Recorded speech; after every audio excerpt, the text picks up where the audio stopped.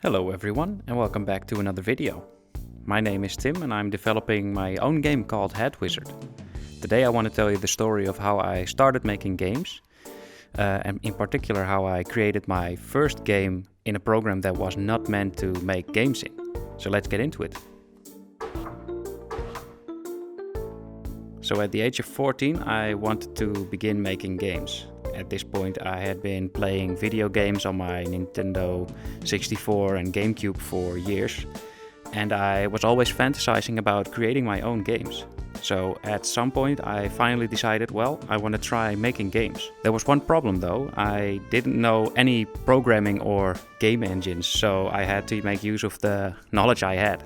This is where I had to become a bit creative because I did know a couple of programs. One of them was Microsoft PowerPoint. This is a program for making presentations, in case you don't know it. I found out if I set the slides to autoplay in 1/10 of a second, I could have animations with a frame rate of 10 frames per second. So this is how I started out with animating. It might look a bit clunky and it's not ideal, but at the time I was super excited with this discovery. It meant I could create a user experience. The next step to making it an actual game instead of just an animation was adding an interactive element.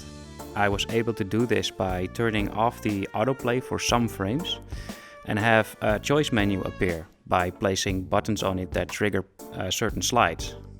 So these buttons would lead to a slide, and that slide would be the start of a new animation that would autoplay from its own section. And eventually I would set the last frame of the animation to autoplay to a particular slide, and that slide would be a new choice menu.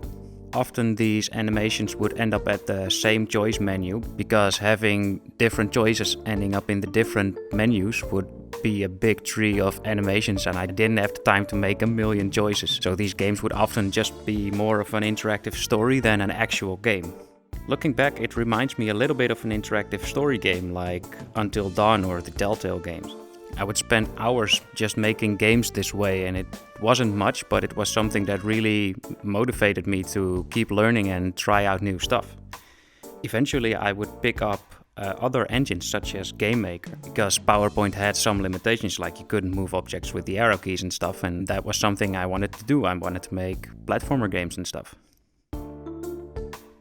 Engines such as GameMaker were also codeless. You could script in them, but you could also make games with just clicking and dragging elements.